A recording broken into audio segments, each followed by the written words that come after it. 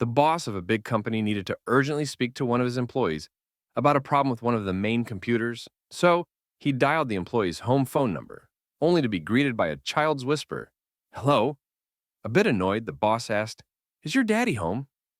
Yes, whispered the little voice. Can I talk to him? No. Now a bit put out, the boss tried again. Is your mommy there? Yes, came the reply. Can I talk to her? No. Growing increasingly frustrated, but still trying to get to an adult, the boss asked, Is there anyone else there besides you? Yes, whispered the child. A policeman. Now really curious, the boss asked, May I speak to the policeman? No, he's busy. Busy doing what? Talking to Daddy and Mommy and the fireman, came the soft reply. Hearing a noise in the background that sounded like a helicopter, the boss asked, What's that noise? A hello copper, answered the child. Wait, what's going on there? The boss asked, alarmed. In a hushed voice, the child replied, The search team just landed the hello copper. Now fully worried, the boss demanded, What are they searching for? The child giggled softly and whispered, Me. One day, little Johnny came home from school and was walking down the hallway to his room when he happened to glance into his parents' bedroom. To his surprise, he saw his dad on top of his mom, clearly enjoying themselves. His dad noticed Johnny in the doorway, smirked mid-action, and gave him a thumbs up before going at it even harder. Shocked, Johnny quietly backed away and walked off. After they were done, the mom gasped, Oh no, Johnny saw us. You'd better go talk to him before he's traumatized. Still chuckling, the dad put on some pants and went to Johnny's room, only to find it empty. He checked the rest of the house and finally opened the door to Grandma's room, where to his absolute horror, there was Johnny on top of her. Johnny, the dad shouted, What on earth are you doing? Johnny looked up and said calmly, Not so funny when it's your mom, is it?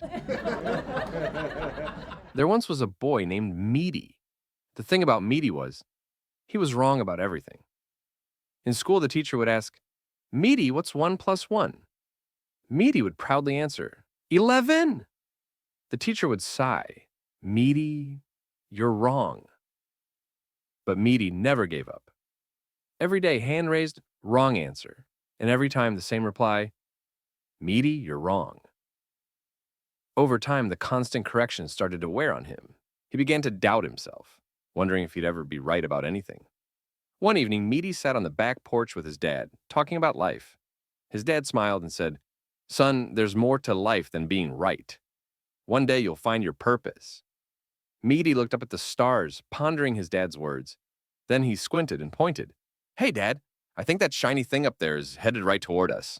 Before his dad could respond, the object slammed into Meaty's head, killing him instantly.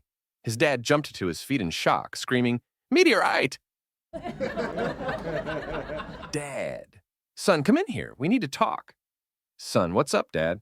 Dad, there's a scratch down the side of the car. Did you do it? Son, I don't believe if I understand the definition of scratch the car, that I can truthfully say I scratched the car.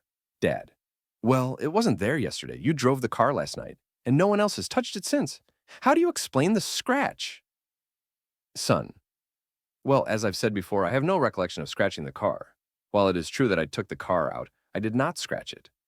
Dad, your sister Monica told me she saw you back the car into the mailbox, heard a loud scrape, watched you get out, look at the damage, and drive away. So again, yes or no, did you scratch the car? Son, oh, you think you have evidence I scratched it. I see. Well, you asked if I scratched the car. I stand by my original statement. I did not scratch the car. Dad, are you seriously trying to say you didn't hit the mailbox? Son, well, sir, I was attempting to exit the driveway into the street. In that process, there was an unintentional misjudgment involving the steering, which resulted in contact with the mailbox. However, that was not my intent. Dad, so you're saying you hit the mailbox? Son, no, that's not what I'm saying. I refer you back to my original statement. I did not scratch the car. Dad, but the car did hit the mailbox, and the car did get scratched. Son, I suppose, from a certain perspective, yes, you could interpret the sequence of events that way. Dad, so you lied when you said you didn't scratch the car? Son, no, not at all. Your question was, did I scratch the car? And by a strict legal definition, I did not. The mailbox did. I was merely present at the time of the scratching. Therefore, my answer was factually and legally accurate. Dad, where on earth did you learn to talk like a complete idiot? Son, from the President of the United States. Little Jimmy was failing math, and his dad was at his wit's end. After trying everything, extra tutoring, grounding him, taking away his games, nothing worked. So, desperate for change, he enrolled Jimmy in the local Catholic school, hoping the new environment might make a difference. Just a month later, Jimmy came bursting through the front door, beaming. Dad, I got an A on my math test. His dad nearly dropped his coffee. Are you serious? That's incredible. He grabbed the paper from Jimmy's hands, eyes wide in disbelief. This is amazing. What happened? Was it the smaller classes? The stricter rules? What turned things around? Jimmy shrugged. Honestly, Dad, when I walked into the school on my first day and saw that guy nailed to a plus sign at the front of every classroom, I figured they really take math seriously around here. So this guy is speeding down the highway when a police car lights him up and pulls him over. The officer walks up to the window and says, Sir, any reason you were going so fast?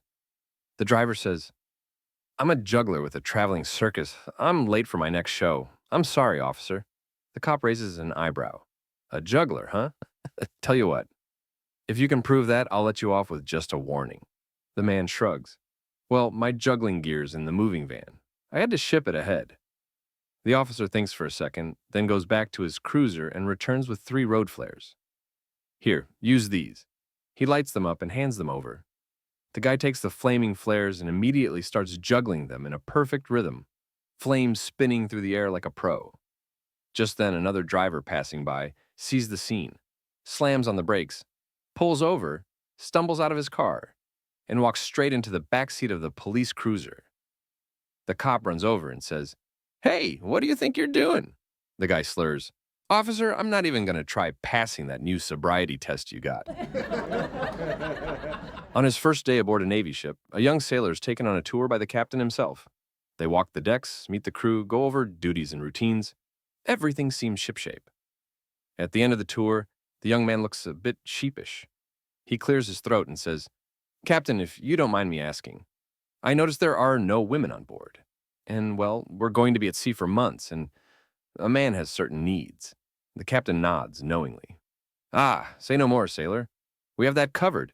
Down on the lowest deck, all the way at the back of the ship, there's a barrel with a hole in it. If the mood strikes you, just go to the barrel, stick your Johnson in, and it'll be taken care of.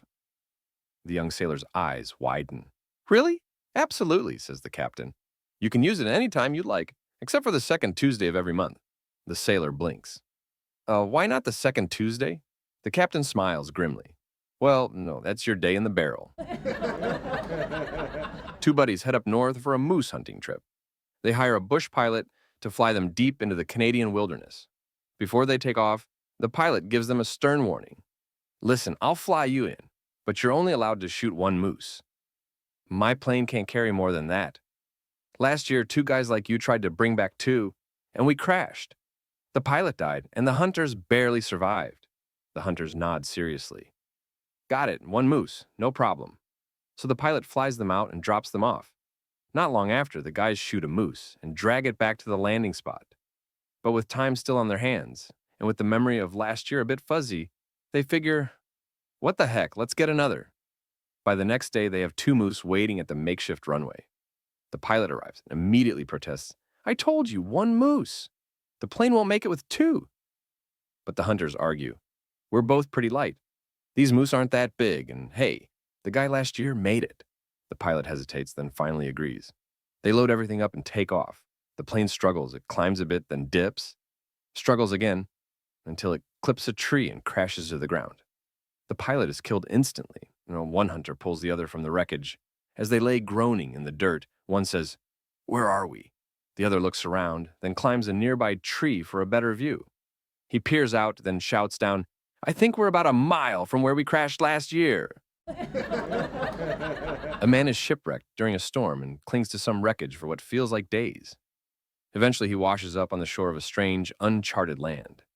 As he staggers inland, he's struck by how beautiful everything is. The trees are greener than he's ever seen. The sky is impossibly blue, and the air smells like flowers and fresh rain. Suddenly, he feels a gnawing hunger and mutters, "Man, I could really go for a big sandwich right now." Poof!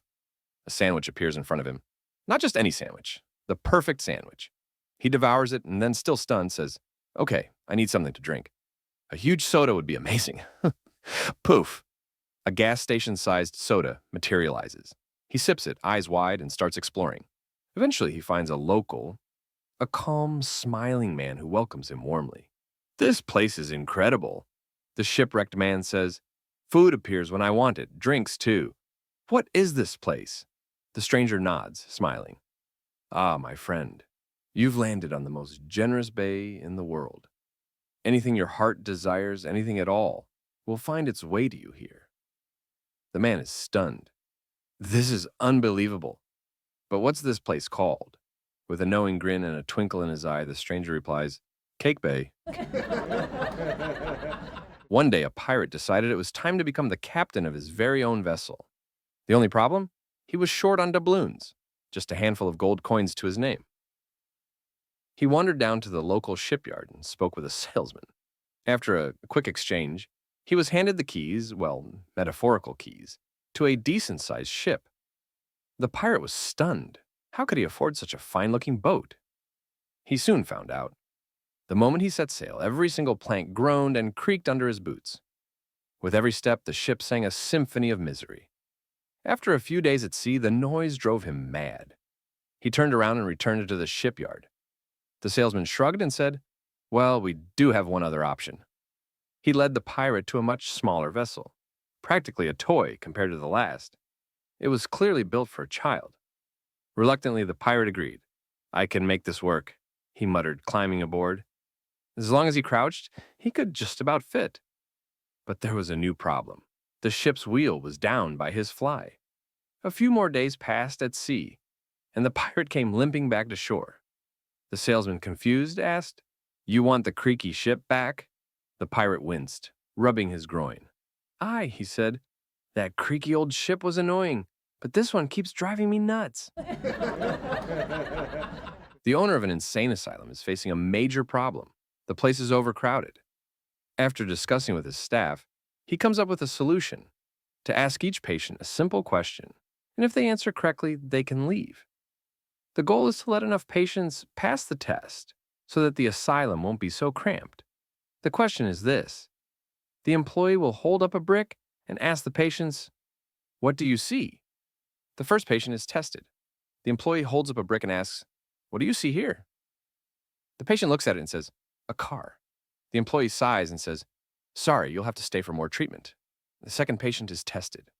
The employee holds up the brick again and asks, "What do you see here?" The patient looks and says, "A tree." Unfortunately, the employee replies, "You'll be staying with us a while longer." Then the third patient is tested. The employee holds up the brick one last time and asks, "What do you see here?" The patient looks at it, raises an eyebrow, and says, "It's a brick." The owner, delighted, exclaims, "Perfect! You've passed the test. You're free to go. In fact, take the brick with you as a souvenir." "Thanks," says the patient, grinning. As the patient walks out the door, he looks over his shoulder to make sure no one is watching. When he's certain he's alone, he gently cradles the brick in his arms. "We did it, Fluffy," he whispers. "We're free." An employee walks into her manager's office and says, "I'd like to take a day off." The manager leans back in his chair and replies, "A day off, huh? Let's just see how many days off you already have." He pulls out a notepad and starts his dramatic breakdown. There are 365 days in a year. You get 2 days off every weekend. That's 104 days gone. That leaves us with 261 working days. Now, you sleep 8 hours a day. That's a third of the year gone. That's another 122 days. We're down to 139. Then there's lunch, an hour each day. That adds up to 46 days a year. Coffee breaks, let's say 30 minutes a day. That's about 23 more days, and we're down to 70 days of actual work. Then you've got sick leave, and 2 days a year. Now we're at 68. Public holidays. That's 5 more gone. We're at 63. And let's not forget your generous 14 days of annual leave. That puts us at 49 days. Oh, wait. Company training sessions, meetings that go nowhere, fire drills, team building days, and the time it takes to figure out the office printer. That's at least 48 days. So now, my friend, we're down to 1 day of real, solid, productive work all year. And now you want that 1 day off? Employee. Excuse me, sir, do you have a moment? Boss. Of course, come in. What's on your mind? Employee. Well, as you know, I've been with this company for over 10 years now. Boss. Yes, a solid decade. Impressive. Employee. I'll get straight to the point. I'd like a raise. Honestly, I've got 4 companies after me right now, so I figured I'd speak to you first. Boss. A raise? Look, I'd love to give you one, but it's just not the best time financially. Employee. I understand the economic challenges, sir, but I've given this company years of hard work, dedication, and loyalty. I think that deserves fair recognition. Boss. You know what? You're right. I don't want to lose someone with your experience. I'll authorize a 10% raise and give you 5 extra vacation days. Employee. That's fantastic. Thank you so much, sir. Boss. Just one thing before you go. Who exactly are these companies that are after you? Employee. Oh, well, the electric company, the gas company, the water company, and the mortgage company. Johnny asks his mom, when I grow up, will I have 2 Willies like Daddy? Mom, Daddy doesn't have 2. Johnny, sure he does. He has the little soft one he uses to pee out of, and the massive hard one he uses to brush the babysitter's teeth with. A little girl walks into a pet store and says to the employee, Hi, I'd like to buy a bunny. The employee smiles warmly and says, Of course, right this way, we have all kinds of rabbits. She leads the girl to a large pen filled with bouncing bunnies of all shapes, sizes, and colors. Pointing to a small gray one, she says, This is a mini Rex, very calm and gentle, great for quiet owners. She moves to another bunny, hopping around cheerfully. This one's a Polish rabbit, super cuddly and affectionate, loves to be held. Then she gestures toward a shy little bunny nibbling on lettuce. Now, this is a Californian. He's a bit timid, but with patience, he'll warm right up. The employee beams. So, which one do you think you'd like? Or would you like to see more? The little girl pauses, looks over the bunnies, then shrugs and says, I don't think my snake really cares. Don't make a decision before you have studied all its aspects. Don't make a decision when you are angry. An iron company manager, while touring the company, noticed a young man leaning against the wall and doing nothing. He approached him and said softly, How much is your salary? The young man was calm and surprised by the personal question. He answered, $2,500 a month, sir. Why? Without an answer, the manager took out his wallet and took out $2,500 in cash and gave it to the young man as a termination of service. Then he said, I pay people here to work, not to stand around. Now this is your monthly salary in advance. Get out and don't come back, and I don't want a discussion. The young man was expelled from the factory. The manager looked at the rest of the workers and said in a threatening tone, This applies to everyone in this company. Whoever does not work, we immediately terminate his contract. One of the employees approached the manager and asked him, Do you know who the guy you fired is? The manager replied, No. He does not work here, sir. He's a pizza delivery man. During Sunday service, the pastor was giving a heartfelt sermon about love, commitment, and the beauty of lasting marriage. He asked the congregation, How many couples here have been married for 1 year? A sea of hands went up. 5 years? Still a good show of hands. 10 years? A few less, but still strong. 25 years? Only a small handful. And 50 years? Just one couple raised their hands, sitting near the back. The pastor smiled and said, Now that is dedication. You young couples should go ask them for advice. After the service, a young couple approached the older pair. Hi there. We've been married just a few years, and it's been a bit rocky. Do you have any advice for how to keep going strong? The old man looked at his wife, and then back at the young couple. Well, he said, we had our fair share of rough patches. At one point, I told her that if we made it to 25 years, I'd take her to Hawaii. Wow, said the young husband. That's so romantic. What did you promise her if you made it to 50 years? The old man nodded and said calmly that she could come back. A man wakes up in a mysterious room. There's nothing in it but a ladder leading upward and a $10 bill on the floor. Suddenly, a disembodied voice echoes, "Accept what is offered, or climb the ladder to success." The man eyes the $10 and scoffs. "That's it. I'm climbing." He climbs the ladder. On the next floor, he finds $1,000 and a moderately attractive woman smiling at him. Again, the voice calls out, "Accept what is offered, or climb the ladder to success." Tempting, but he climbs again. Now he finds $50,000, a very attractive woman, the deed to a cozy house, and a job that pays twice his current salary. He pauses. Then the voice repeats, "Accept what is offered, or climb the ladder to success." He swallows hard and climbs again. This time it's overwhelming. $1 million in cash. Bank records showing a net worth of $50 million. Keys to his dream car, a mansion, and 2 breathtakingly beautiful women beckoning him. As he takes a step forward, the voice rings out once more. "Accept what is offered, or climb the ladder to success." He hesitates. Everything he's ever wanted is right here. But ambition whispers louder. Slowly, he turns and climbs once more. This ladder feels different, longer, darker. The air gets heavier. A foul stench grows with each step. Finally, he reaches the next floor and pulls himself into the gloom. There's no money, no women, no mansion. Just a dim room and a figure hunched in the corner. The figure strikes a match and lights a cigarette. As the smoke curls up, the man recoils.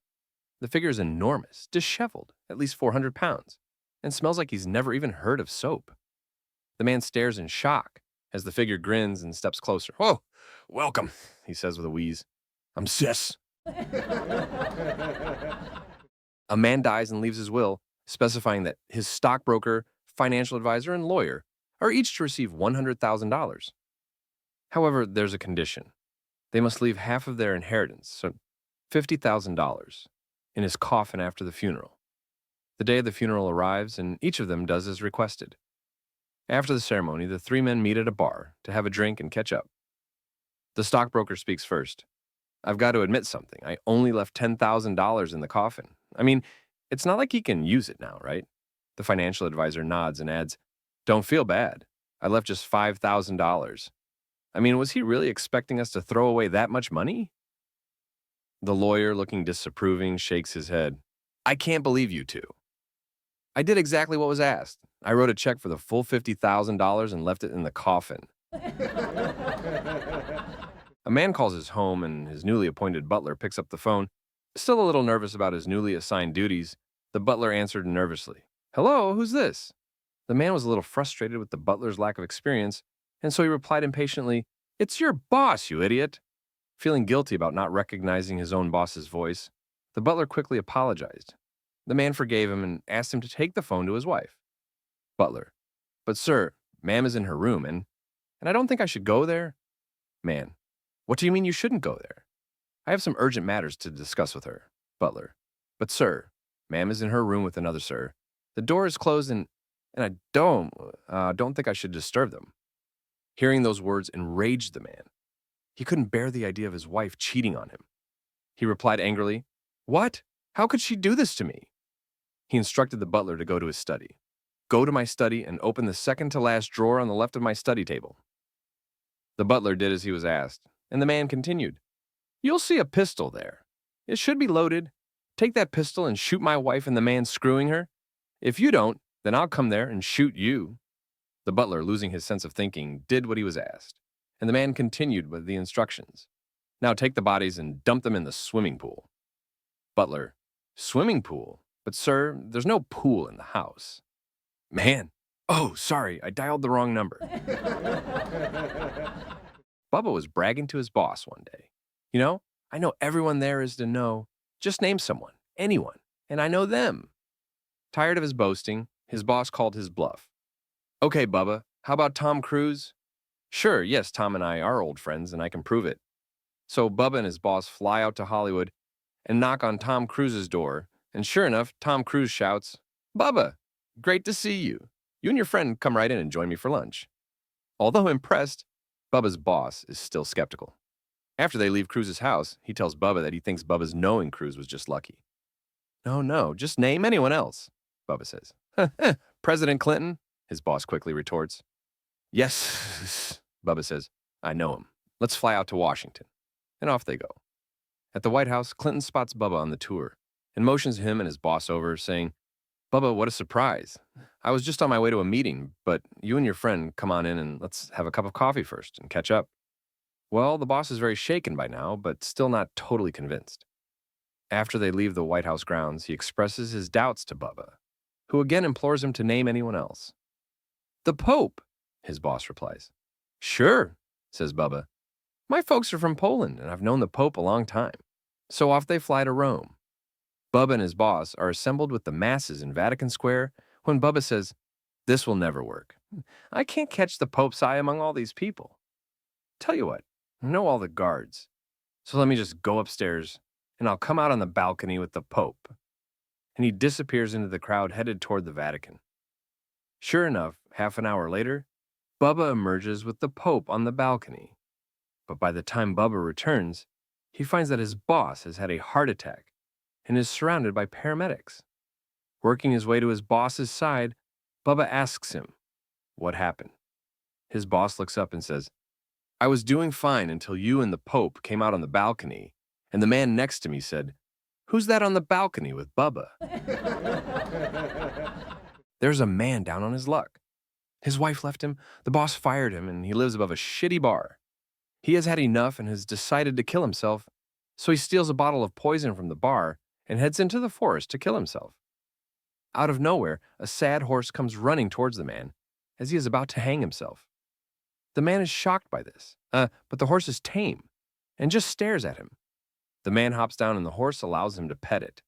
The man takes the horse around to local campsites to find the owner, but none of the locals own it. So the man takes the horse back to his unit above the bar and says, Sorry, mate, I will have to leave you here.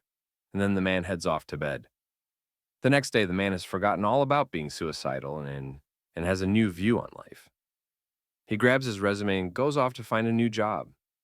Waiting outside is the horse, who now looks happy, and the man is surprised that it is still there. While the man is petting the horse, a woman and her daughter come by, and then the horse gets on its hind legs and starts to put on a show. Amazed by the horse, the woman gives the man a few dollars, and then the man thinks, I could make some money off this.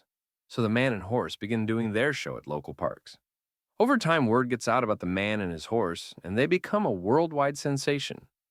Over the next few weeks, the man buys a ranch for the horse to stay in, and everything continues to go great. Eventually, their act ends up on Conan, and during their act, a woman stands up in the crowd and yells, That's my horse! And after a multitude of lawsuits, it turned out that the horse did actually belong to her. The man asks the woman if they could just do one more show at a big arena, and the woman agrees reluctantly. The show is a success, and people applaud and cry at the duo's final show. The man, saddened by the upcoming departure, says with a smile to the horse, Thank you for everything you did for me. You can keep the ranch. And now the horse is sad, so he heads back to his apartment with the horse, and as they walk into the bar for a final drink, the barman asks, Hey man, why the long face? One evening, a man walked into a bar and approached the bartender, slapping a wad of cash down on the counter. 10 shots of whiskey, please, he said, his voice a mix of frustration and sorrow. The bartender raised an eyebrow. Rough day, huh? What's going on? The man sighed deeply. Well, today I found out my brother is gay, and he's marrying my best friend. The bartender nodded sympathetically but said nothing, just lined up the shots. The man drank them one after another, downing them quickly. The very next day, the man returned. Without a word, he walked up to the counter and ordered 12 shots. The bartender glanced over at him. I'm guessing there's more to the story? What happened now? The man stared into the distance, his face clouded with regret. I found out my son is gay. The bartender, still trying to keep things light, poured the shots, but curiosity got the best of him. Wow, that's tough. What's going on in your family? The following day, the man came back, this time ordering 15 shots of whiskey. The bartender looked at him, clearly concerned. Doesn't anyone in your family like women? The man paused, looked up at the bartender, and then with a wry smile said, Well, apparently my wife does.